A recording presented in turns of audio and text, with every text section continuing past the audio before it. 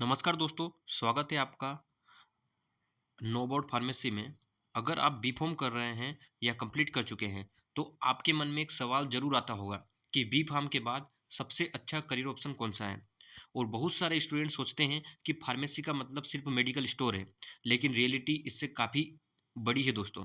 आज pharmaceutical industry में QA, QC, production, clinical research, pharmacovigilance, regulatory affairs और validation जैसे कई high growth career options available हैं। So in this video, we will discuss about top 7 career options after the Bachelor of Pharmacy, जिसकी salary range, growth और real industry examples के साथ हम understanding करेंगे। तो वीडियो को अंत तक जरूर देखिए। चलिए, सबसे पहले है आपका मतलब वो जो हम पीछे से डिस्कस करेंगे दोस्तों। जो आपका 7वें नंबर पर आता है वो है हॉस्पिटल फार्मासिस्ट। 7वें नंबर पे जो आता है वो हॉस्पिटल फार्मासिस्ट हैं। हॉस्पिटल फार्मासिस्ट का काम पेशेंट को सही मेडिसिन प्रोवाइड करना और डॉक्टर्स के प्रेस्क्रिप्शंस को वेरीफाई करना होता है। जो हॉस्पिटल फार्मासिस्ट होते हैं, उनका काम पेशेंट को सही मेडिसिन प्रोवाइड करना और डॉक्टर्स के प्रेस्क्रिप्शंस को वेरीफाई करना होता है। ये इंश्योर करते हैं कि पेशेंट को करेक्ट मेडिसिन, करेक्ट डोज और करेक्ट टाइमिंग मिले। अभी चलिए इसको हम एक प्रैक्टिकल एग्जाम्पल के साथ समझते हैं। मान लीजिए एक डायबिटिक पेशेंट को बीपी और हार्ट दोनों की मेडिसिन चल रही है।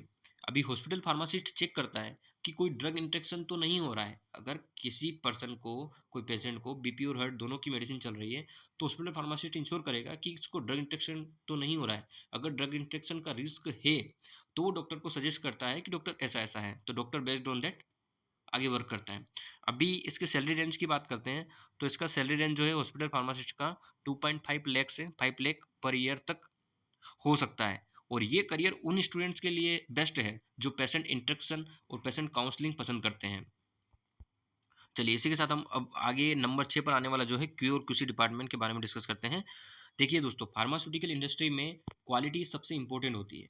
क्यूसी यानी quality control, who performs the testing of the product. और क्यूए यानी क्वालिटी इंश्योर, जो इंश्योर करता है कि मैन्युफैक्चरिंग जीएमपी रिक्वायरमेंट्स के अकॉर्डिंग हो रही है।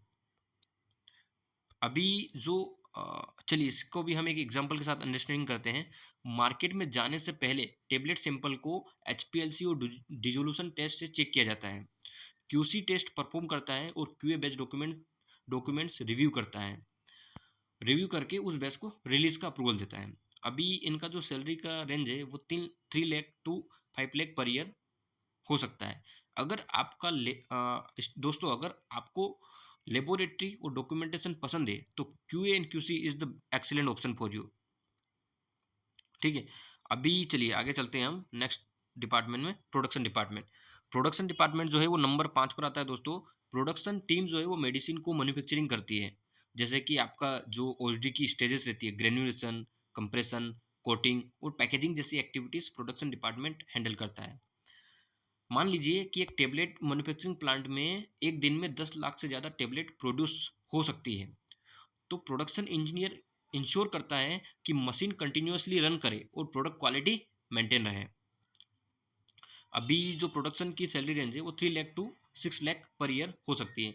ये करियर उन लोगों के लिए परफेक्ट है जो सॉफ्टवेयर एक्टिविटीज़ और मशीन ऑपरेशंस में इंटरेस्ट रखते हैं। देखिए दोस्तों, फिर से मैं रिपीट करूँगा, प्रोडक्शन डिपार्टमेंट उन लोगों के लिए परफेक्ट है जो सॉफ्टवेयर एक्टिविटीज़ और मशीन ऑपरेशंस में इंटरेस्ट रखते हैं।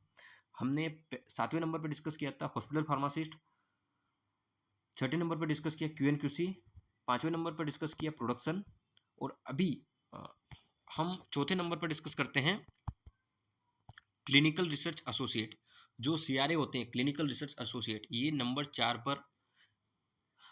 पर आती है। ये क्लिनिकल रिसर्च एसोसिएट या सीआरए की जो जॉब है वो नंबर 4 पर आती है।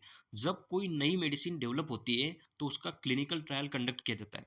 कोई भी मेडिसिन जब आर&डी डेवलप करती है तो उसका क्लिनिकल ट्रायल्स होता है दोस्तों पहले। तो सीआरए पर्सन जो है वो इंश्योर करता है कि क्लिनिकल ट्रायल्स रेगुलेटरी रिक्वायरमेंट के अकॉर्डिंग परफॉर्म हो। चलिए इसको मैं आपको एक प्रैक्टिकल एग्जांपल के साथ बताता हूँ। मान लीजिए कंपनी कैंसर की नई मेडिसिन डेवलप कर रही है। ठीक है, कोई भी कंपनी एक कैंसर की नई मेडिसिन डेवलप कर रही है, तो सीआरए जो है वो हॉस्पिटल्स विजिट करता है, कई सारे हॉस्पिटल्स विजिट करता है, पेशेंट डाटा को वेरीफाई करता है और ट्रायल्स रिकॉर्ड रिव्यू करता है।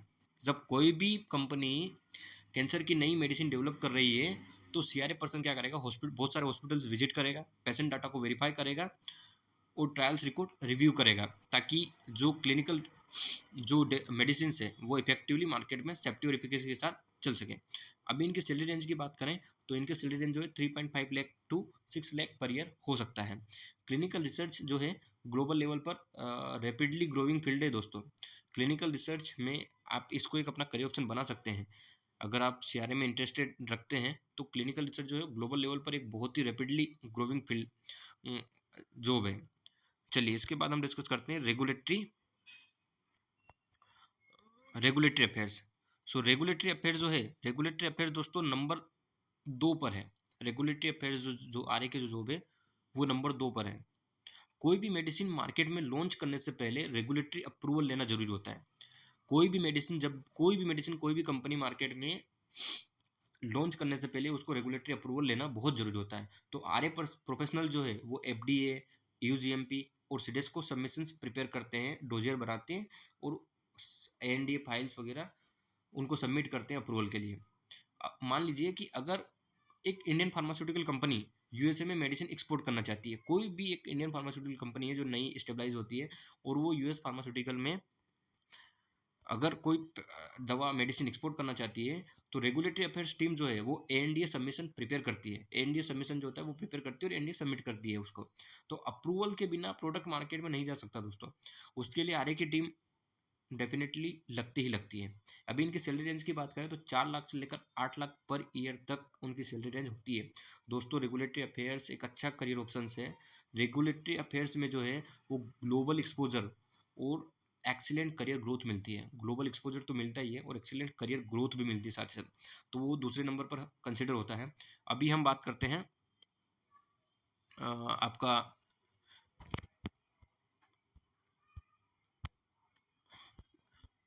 Validation engineer. जो वैलिडेशन इंजीनियर होते हैं ना वो बहुत बढ़िया जॉब है। मैं तो उसको नंबर 1 पर मानता हूँ दोस्तों। Validation engineering is the number 1 job. उसकी रैंक नंबर 1 कंसिडर करता हूँ मैं। कैसे कि नंबर 1 पर क्यों है, तो आज फार्मास्यूटिकल इंडस्ट्री में वैलिडेशन सबसे हाई डिमांड करियर ऑप्शन में से एक है। आज जो है आज की डेट में वैलिडेशन सबसे हाई डिमांड करियर ऑप्शंस में से एक है। वैलिडेशन इंजीनियर जो है वो इंश्योर करता है कि इक्विपमेंट, प्रोसेस और यूटिलिटीज कंसिस्टेंटली एक्सपेक्टेड परफॉर्मेंस दे। ठीक है, चलिए इसका एक प्रैक्टिकल एग्जांपल हम समझते हैं कि जब कोई नई टेबलेट कंप्रेशन मशीन, जब कोई भी मतलब नई आप मान लीजिए कि कंप्रेशन मशीन इंस्टॉल होती है तो वैलिडेशन इंजीनियर आईक्यू, ओक्यू और पीक्यू परफॉर्म करता है। उसके बाद ही मशीन कमर्शियल मैन्युफैक्चरिंग के लिए अप्रूव होती है। कोई भी machine, not even compression machine, अगर कोई भी मशीन फार्मास्यूटिकल इंडस्ट्री के अंदर इंस्टॉल होती है, अगर नई मशीन आती है तो सबसे पहले उसका आईक्यू ओक्यू परफॉर्म करेगा वैलिडेशन इंजीनियर, देन उसको कमर्शियल मैन्युफैक्चरिंग के लिए अप्रूवल देगा। तो वैलिडेशन में आपका प्रोसेस वैलिडेशन, क्लीनिंग वैलिडेशन और कंप्यूटर सिस्टम वैलिडेशन जैसे एरियाज भी कवर होते हैं। अभी इनकी सैलरी रेंज की बात करें तो इनका 5 लाख से लेकर 12 लाख या उससे भी अधिक हो सकता है दोस्तों, based on your experience, based on your skills और एक्सपर्टाइज। सैलरी ग्रोथ 5 और 12 से भी ज़्यादा हो सकता है। अगर आप जीएमपी, टेक्नोलॉजी और प्रॉब्लम सॉल्विंग में इंटरेस्ट रखते हैं तो वैलिडेशन एक एक्सीलेंट करियर ऑप्शन है दोस्तों। वैलिडेशन जो है, अगर आप जीएमपी, टेक्नोलॉजी और प्रॉब्लम सॉल्विंग में इंटरेस्ट रखते हैं तो वैलिडेशन एक बहुत अच्छा करियर ऑप्शन है। अभी चलिए हम सैलरी कंपैरिजन कर लेते हैं। सैलरी कंपैरिजन में कैसा है, तो दोस्तों मतलब आप बी फार्म के बाद ये टॉप 7 करियर ऑप्शंस चूज कर सकते हैं जो हमने डिस्कस किए, जैसे hospital pharmacist, QA QC, production, clinical research, pharmaco vigilance, regulatory affairs और वैलिडेशन इंजीनियर। हर फील्ड में अपॉर्चुनिटी और ग्रोथ अवेलेबल है। हर एक फील्ड में अपॉर्चुनिटी और ग्रोथ अवेलेबल है based on your skill, experience और एक्सपर्टाइज। लेकिन आपको वही फील्ड चूज करना है दोस्तों जिसमें आपका इंटरेस्ट हो और जहां आप लॉन्ग टर्म करियर बनाना चाहते हैं। देखिए फिर से मैं कहूँगा, आप सैलरी को देखकर किसी डिपार्टमेंट को चूज़ मत कीजिएगा। आप वही डिपार्टमेंट चूज़ कीजिएगा जिसमें आपका इंटरेस्ट हो और जहाँ आप अपना लॉन्ग टर्म करियर बनाना चाहते हैं। कमेंट करके बताइए कि आप किस डिपार्टमेंट में अपना करियर बनाना चाहते हैं। अगर आपको वीडियो पसंद आई हो तो लाइक करें, शेयर करें और नो बोर्ड फार्मेसी को सब्सक्राइब करना बिल्कुल ना भूलें। अभी हम मिलते हैं नेक्स्ट फार्मा नॉलेज वीडियो में। Thank you so much.